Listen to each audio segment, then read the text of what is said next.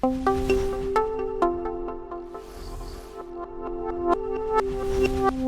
up, guys? Welcome back to Wondour. We have Mr. Dylan Stroud, Taylor Speegle. My name is James Hsu, and we're going to continue on answering more questions from our community line. If you have not registered on our community line, that is where we find the ideas for these questions, where you, the users, write into the questions on our community line and we answer those questions for everybody. To register yourself, all you have to do is text any question you want to 702-602-8802. Again, it's 702-602-8802. Ask us any question. I'll round up the guys and we answer those questions here on our YouTube channel here for Wondour. With that being said, everyone wants to know about sports and technology and how we encompass all of them together. Right. Well, I love your enthusiasm for sports. So I think we're already seeing, so sports is huge, right? Global phenomenon, very regionalized, but I think you're seeing, we're kind of gearing up for a big shift in the way that we digest sports and we experience what the sport, really the sport and viewership experience really is like. And I think one aspect of that is, in the digital sense, is think kind of the digital twin world, but in virtual reality. I think you're going to see more and more both sports and games and entertainment, right? You have the world of video game entertainment and esports. So it's not just physical sports, but it's gaming is huge, right? They're building esports arenas all over the world. So that's going to be a huge piece. And that's not only going to be experienced from digital viewers online, but actually as we look at the 3D layer of the internet and the world of the metaverse that's coming about, you're going to see more kind of stadiums built in virtual reality to view esports. And not just esports in that world, is you can think of football, right? Here in Las Vegas, we have the Raiders. So there's obviously going in person, but if you can create an experience where, let's say you have live action, so 3D 360 cameras on the sideline positioned all around the stadium in various unique angles, you can go into a virtual reality headset or wearable and then be able to actually feel like you're on the field. In a ticket that you may never be able to afford or is never even available for sale, you can get a perspective the likes of which you've never seen. And with 3D 360, it really feels like you're there. And that camera equipment, kind of like what you see behind here, is getting better and better every day in terms of the hardware, internet connectivity and streaming capabilities, because you need a lot of information to be broadcast real time. And the headsets, all of that is progressing very quickly. So I think we're seeing some of the beginnings of that already. But in the next few years, you're going to see some great access, sideline, courtside access to some of these amazing sports games, the likes of which you haven't been able to really experience before. If I could jump in, Absolutely. Chasing was telling me about how Vince McMahon, the WWE guy, he's the one that started the camera during his XFL games. Mm-hmm. And the camera that zoomed in, and then as soon as they did that, they saw how cool that was. The NFL took over and did basically the same ideology of how the camera movements work with the scrimmage and how it's able to see the quarterback and things like that. Yeah.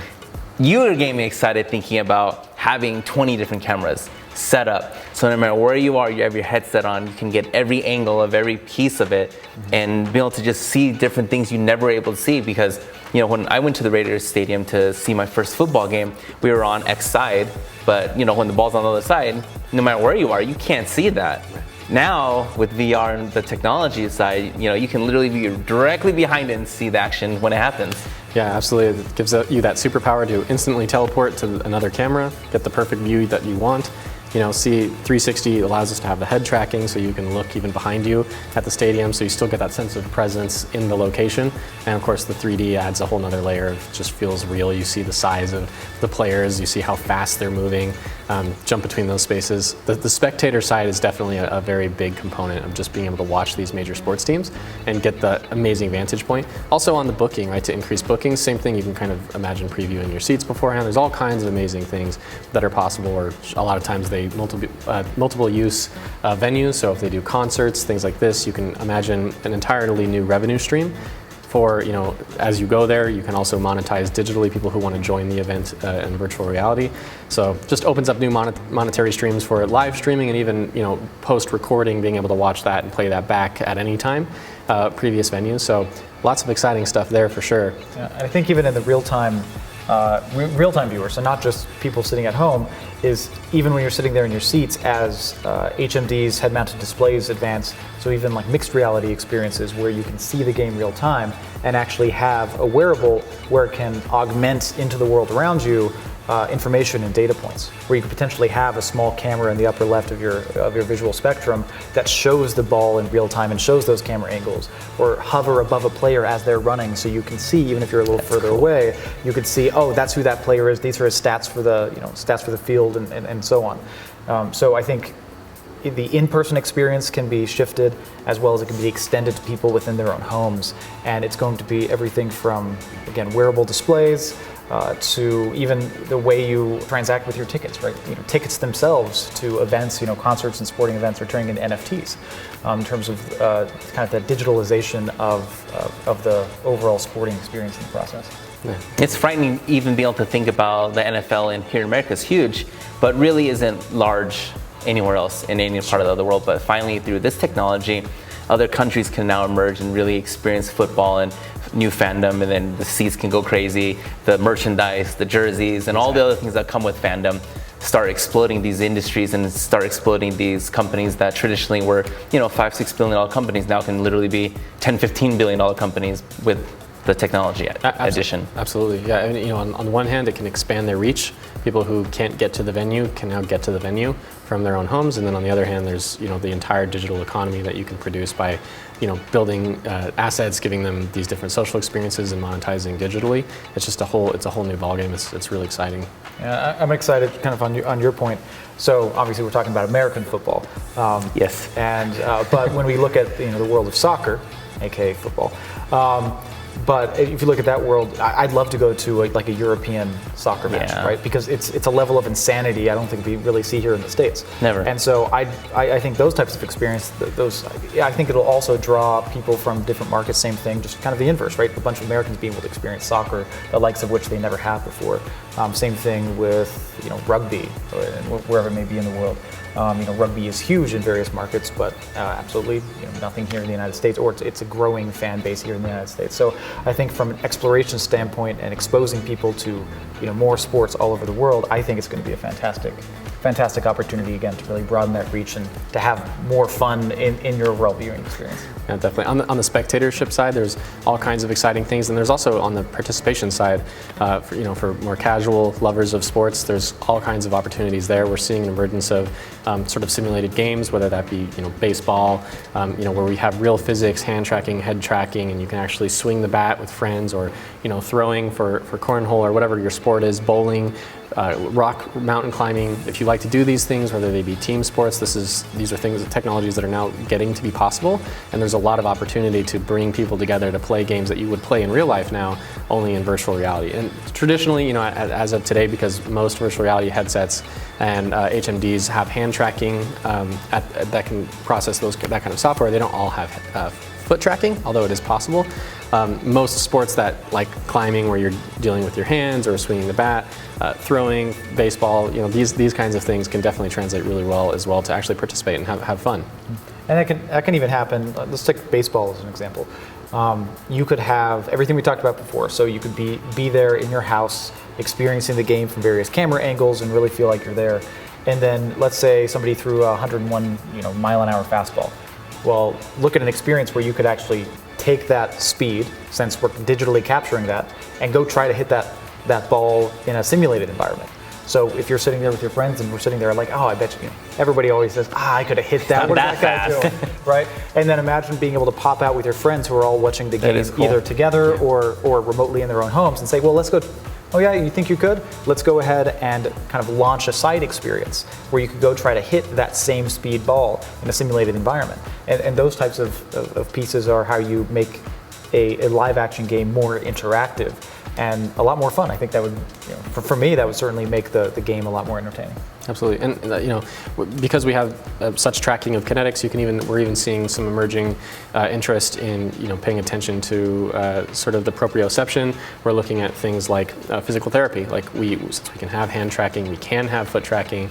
We can actually see how is the range of motion for players, and this might actually start integrated its way into the actual professional teams for remote care if they're not on site or with people. So lots of emerging interest there that kind of bridges the medical and sports space that we're starting to see, and the technology is definitely right at the point where it's actually possible if someone decides to go out and do it.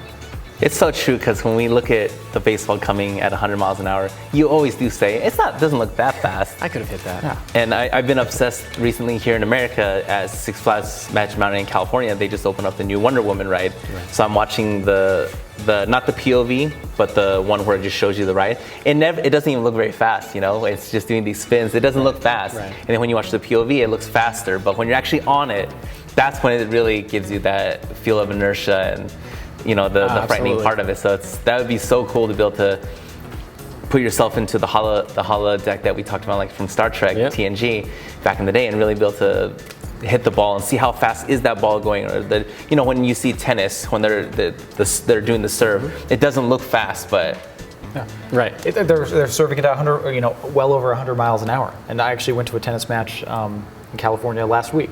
Same thing. They had the miles per hour up there. And when you're sitting there and watching it, it doesn't look that fast. But I guarantee you, I wouldn't even be able to lift the racket in time, let alone actually hit the thing. But I think those game day experiences are going to be quite exciting. Kind of what we talked about, being able to go into effectively a batting cage. I think that can be applied to almost every sport. And a lot of the times you'll see those in the real world. Because what's great about the virtual reality and these types of experiences, you take what's successful and what's entertaining in the environment that already exists. So game day, they may have exactly that. They may have games that are set up on the side as you're walking around before you take your seat at the stadium. All of these social experiences that already exist, just you can create a digital version of these, and that unlocks all of those same game day experiences and brings that into your fan base. And I think that's going to form a deeper connection with your fan base, a better experience with your fan base. And I think some of these technologies, like Dylan kind of alluded to, can be extended to the actual players themselves.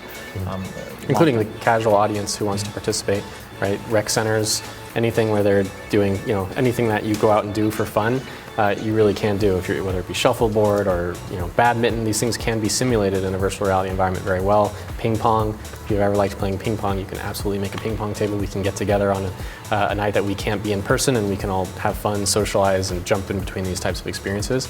And of course, when you actually involve them in their sports teams, or you can kind of enhance the actual games, we can definitely bring a lot more value to those games that we can get together for, like the major sporting events. Helps those brands just build and provide more value for their customer base.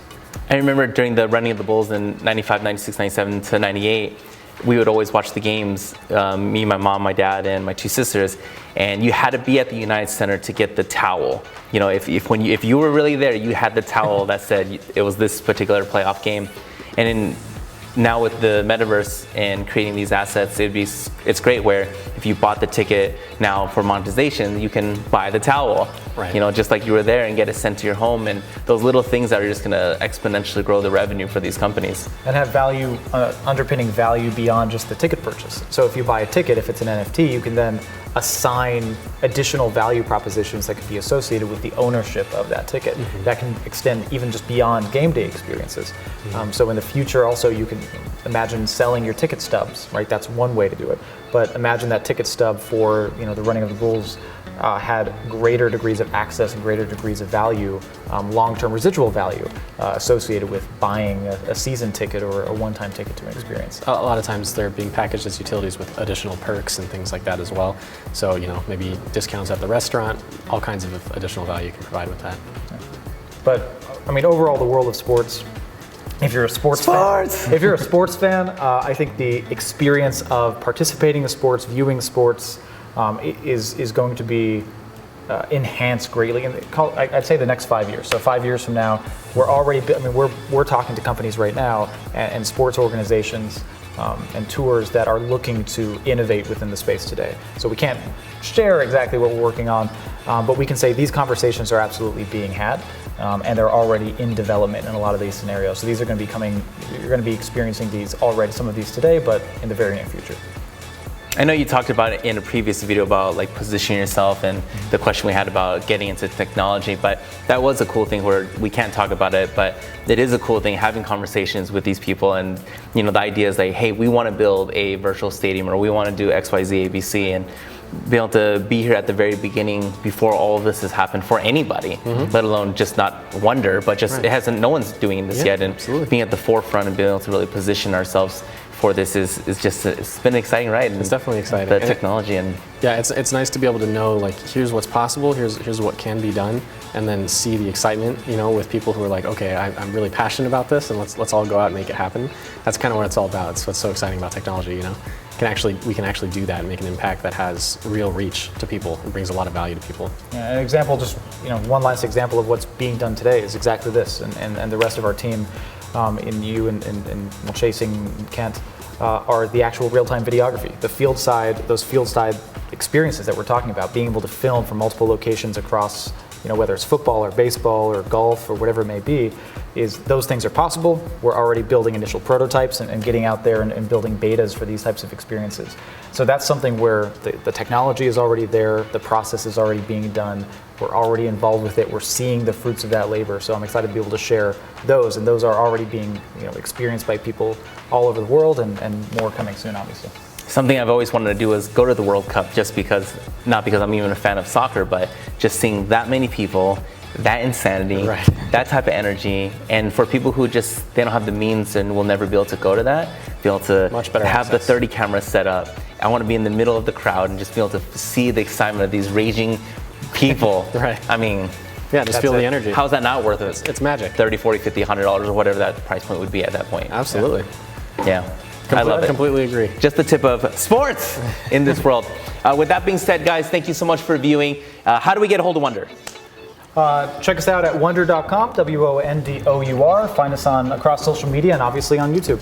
And if you have any questions for us, join our community. We'll answer those questions in a future video by registering on community 702-602-8802. Again, it's 702-602-8802. Text us any question and I'll round up the guys and we'll answer those questions for you guys in the next YouTube video, which has been a lot of fun with you guys. So thank you so much for that. Thanks for having me. For the YouTube part, we are building this audience and we would love to find more people just like you who find interest like we do in technology and the metaverse and the apps and virtual reality and all the things that are encompassing within the tech world.